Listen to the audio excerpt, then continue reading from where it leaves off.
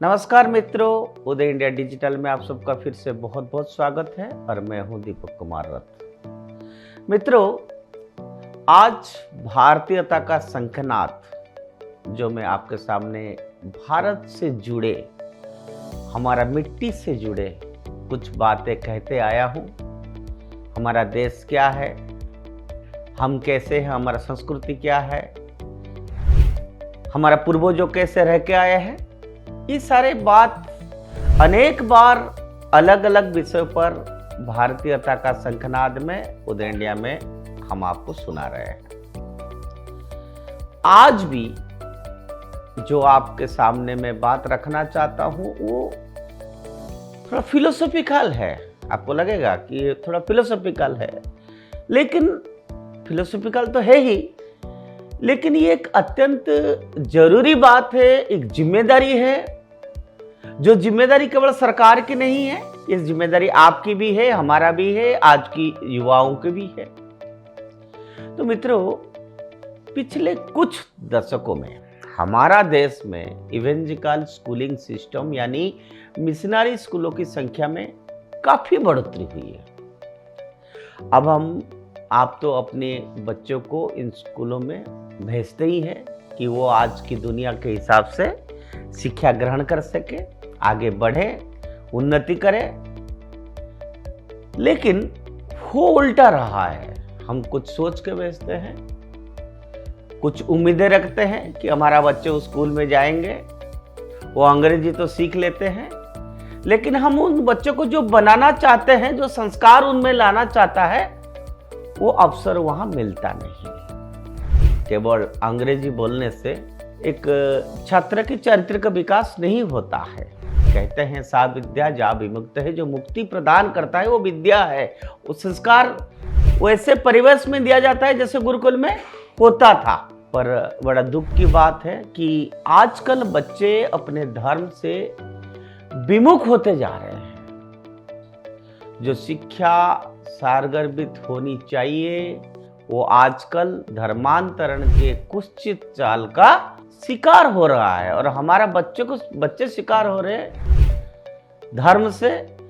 हमारा बच्चों को विमुख करते जा रहे हैं। बच्चे जो स्कूल जाते हैं उनको अगर कहें कोई मंदिर जाओ, कोई भगवान का नाम लो, कहते हैं कि ये तो कम्युनल बात है। ये ऑटोमेटिकली एक हिडन एजेंडा है इन स्कूलों की। और इसका रीजन सिर्फ मिशनरी स्कूल हो यह भी कहना सही नहीं है। It's not happening only in missionary schools, there are many others. उनका तो जो काम है वो करेंगे ही, लेकिन जो काम हमें करना है हमारा बच्चे के लिए, हमारे देश के लिए, वो हम नहीं कर रहे हैं। यह भी एक बहुत बड़ा कारण है जो बात मैं आज आपके सामने रख रहा हूं। क्योंकि केवल बच्चों को स्कूल में एडमिशन कर देना, स्कूल भेज देना और बच्चों का चरित्र का विकास हो जाएगा, ऐसा संभव नहीं है। कुछ रोल हमारा परिवार का, समाज का भी है जो हम आजकल अवसर नहीं कर रहे हैं। मित्रों, मिशनरी स्कूल्स और टीवी के प्रभाव में जो टेलीविजन चल रहा है आजकल, जब बच्चे कहते हैं कि पापा पापा बेसिलिका चर्च है गोवा में, हमें घुमा दो, तो हम तुरंत तैयार हो जाते हैं। लेकिन कभी यह नहीं कहते हैं कि चलो प्रभु जगन्नाथ जी का मंदिर पुरी में दर्शन कराते हैं।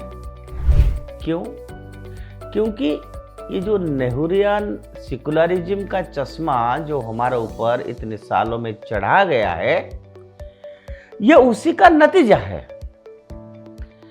लेकिन मैं आज आप लोगों को कहना चाहता हूं कि अब समय आ गया है कि हम अपनी गलतियों को सुधारें। और मित्रों, मैं कहना चाहता हूं कि नरेंद्र मोदी की सरकार पहली 2 कार्यकाल में सबसे बड़ी उपलब्धियों में एक भारत की प्राचीन सभ्यता और संस्कृति और विरासत का पुनरुद्धार कर रहा है, यह हमको दिखाई पड़ रहा है। या यूं कहे कि देश की प्राचीन हिंदू विरासत पर फिर से संवाद शुरू करने का कम से कम प्रयास शुरू हुआ है और लंबे समय तक भारत की कल्चरल और सिविलाइजेशन डेवलपमेंट आधिकारिक तौर पर और लोकप्रिय कल्पना में मुगलों जैसे इस्लामी आक्रमणकारियों के स्थापत्य अवशेषों तक ही सीमित थी। यह पूरी तरह से नहीं बदली है, लेकिन नरेंद्र मोदी जी के सरकार आने के बाद कम से कम इस नैरेटिव पर सवाल उठाने और उसे धीरे धीरे लेकिन दृढ़ता से बदलने की प्रक्रिया शुरू की गई है। ये एक आनंद का विषय है। कम से कम कोई शुरू तो किया है, कोई सोचा तो है, कोई नैरेटिव उसके खिलाफ बन तो रहा है। कहा जाता है कि good start is good beginning. At least हम लोगों ने सोचना तो शुरू किया। मित्रों, प्रधानमंत्री मोदी ने हाल ही में नई दिल्ली की भारत मंडपम में विश्व धरोहर समिति के 46वें सत्र का उद्घाटन किया। विश्व धरोहर समिति यूनेस्को की विश्व धरोहर सूची में शामिल किए जाने वाले स्थलों पर निर्णय लेने वाले संस्था है। इसकी सालाना बैठक होती है और यह विश्व धरोहर से संबंधित सभी मामलों का प्रबंधन के लिए जिम्मेदार है। अब भारत ने पहली बार समिति की बैठक की मेजबानी की है। प्राइम मिनिस्टर मोदी ने इस अवसर का उपयोग सभी प्रतिभागियों को, गणमान्य व्यक्तियों को भारत के समृद्धि, सभ्यतागत, सांस्कृतिक और वैज्ञानिक अतीत की जानकारी देने के लिए प्रयास किया। उन्होंने प्राचीन भारत की विभिन्न खूबियों पर शानदार ढंग से बात की। कैसे यह सिर्फ कला, संस्कृति और विभिन्न ज्ञान प्रणालियों का उत्कर्ष ही नहीं था, बल्कि विज्ञान, प्रौद्योगिक और गणित के उत्कर्ष का काल भी था। अब सोचिए, विश्व धरोहर समिति की मेजबानी उस भूमि पर की जा रही है जो दुनिया की सबसे पुरानी जीवित सभ्यताओं में से एक है। राजधानी दिल्ली की समृद्ध इतिहास के बारे में बात करते हुए प्रधानमंत्री मोदी जी ने बताया कि 2000 साल पुराने लौह स्तंभ का उदाहरण दिया उन्होंने, जिसके बारे में उन्होंने कहा गया कि इसका निर्माण गुप्त वंश के सम्राट चंद्रगुप्त द्वितीय विक्रमादित्य ने कराया था। स्तंभ दिल्ली में मेहरौली के कुतुब परिसर में स्थित है और बिल्कुल वैसा ही है जैसा लगभग 2000 साल पहले ही था। कल्पना करिए आप। और यह भारत की धातु विज्ञान में विशाल विशेषज्ञता का एक प्रमाण होता है कि हमारा पूर्वज का कितना ज्ञान था धातु विज्ञान पे। उन्होंने प्राचीन भारत की उत्कृष्ट इंजीनियरिंग प्रतिभा के बारे में भी बात की, जिसमें 3500 मीटर की ऊंचाई पर स्थित केदारनाथ मंदिर के बारे में भी बात की, जो आज भी बुनियादी ढांचा के विकास के लिए एक चुनौतीपूर्ण स्थान बना हुआ है। और चोल राजा द्वारा निर्मित भारत के दक्षिण में बृहदेश्वर मंदिर और उसके अद्भुत वास्तुशिल्प, लेआउट और शिल्प कौशल के बारे में भी बताया है। मित्रों, हिंदू मंदिरों की वर्षों से लूटा गया है, ये आप सबको मालूम है। इतिहास में कम पढ़ने को मिलता है हमारा बच्चों को, लेकिन जितना लिख पढ़ने को मिलता है उसका कितने हजार गुना ज्यादा है। कितने मंदिर, सुंदर सुंदर मंदिर अलग अलग प्रांतों में तोड़ दिया मुगलों ने, आक्रमणकारियों ने। उनमें तोड़फोड़ की गई है और उनकी उपेक्षा की गई है, कई बार की गई है, उसकी ध्यान नहीं दिया गया।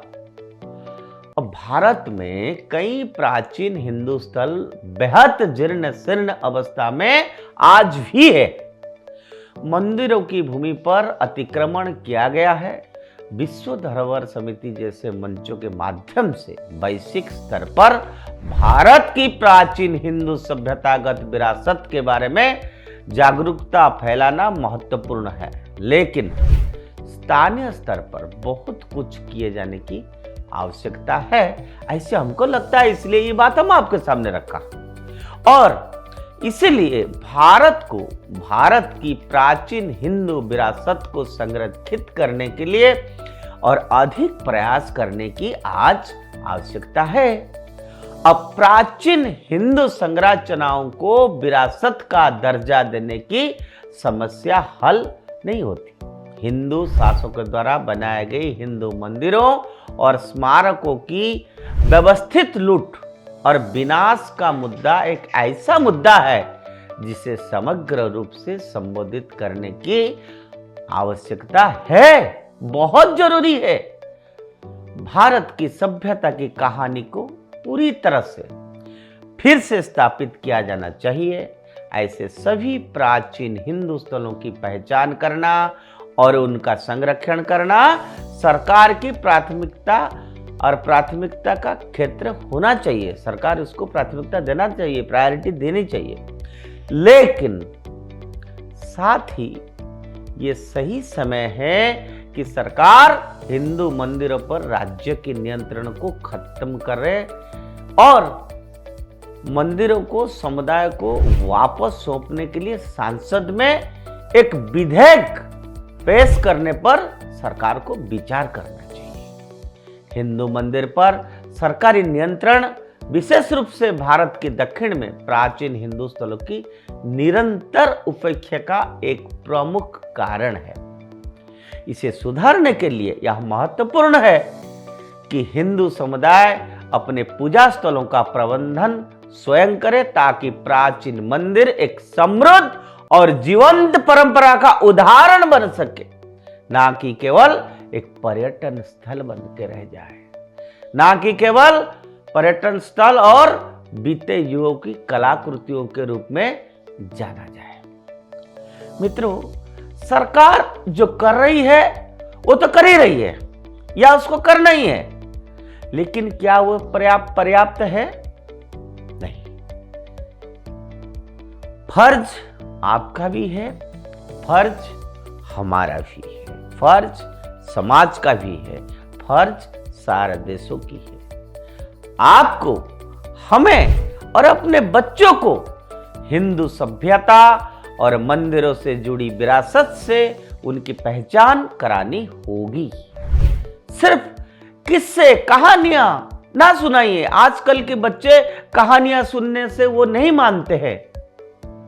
उनको दिखाना पड़ेगा how rich is our cultural heritage. आज अगर मैं अपना बच्चे को कहता हूं कि पूजा करो, ये भगवान है, मंदिर, वो पूछता है तुरंत, क्यों? भगवान कौन है? क्यों मंदिर जाना है? ये सब काल्पनिक बातें हैं, पूछते हैं बच्चे। इसीलिए हमारा क्या जिम्मेदारी है कि उनको ले जाना चाहिए, ले जाइए, उनको दिखाइए कि कैसे हमारा प्राचीन सभ्यता कितनी साइंटिफिक थी, कैसे हमारा मंदिर आर्किटेक्चर के बेस्ट नमूने थे। अजंता, एलोरा, कोणार्क, जगन्नाथपुरी, तंजावुर, ऐसे तमाम मंदिर है जिन्हें आप अपने बच्चों को दिखा सकते हैं, उन्हें अपनी उच्च स्तरीय विरासत के बारे में बता भी सकते हैं। जब हम ये कार्य करना शुरू करेंगे, तभी हमारा कल्चरल लिगासी जो है जमानों से, वो कल्चरल लेगासी मेंटेन रहेगी और भविष्य हमारा सुरक्षित होगा। मित्रों, ये बात इतना फिलोसॉफिकल है, लेकिन ये करना पड़ेगा। मैं ये फिर से रिपीट कर रहा हूं, ये हमारा संस्कृति और विरासत को हमें ही बचाना पड़ेगा। सरकार तो एक माध्यम है, लेकिन बचाना तो हमको है। जैसे सफाई अभियान है, सरकार इंफ्रास्ट्रक्चर प्रोवाइड कर सकता है, मेंटेन कौन करेगा? हम ही करेंगे। जो हमारा ट्रेडिशनल नॉलेज बेस है, उसको उपयोग कौन करेगा? हमारा युवा करेगा। पता चले तभी तो ये एक गंभीर विषय है। तो मैंने सोचा कि उदय इंडिया में भारतीयता का संगनाद में आज एक ऐसा बात आपके सामने रखें, और मैं आशा करता हूं ऐसा विषय आपको अच्छा लगेगा। और मैं ये उम्मीद रखता हूं कि ऐसे विषय जो हम आपके सामने रख रहे हैं, ये आप अपना मित्रों को, परिवारों में, बच्चों में शेयर करिए। Let them know, let us create awareness about it, let us spread Bharat, भारतीयता, भारतीय संस्कृति, सनातन धर्म, ये हमारा कर्तव्य है। आज के लिए इतना, फिर मिलेंगे। भारत माता की जय।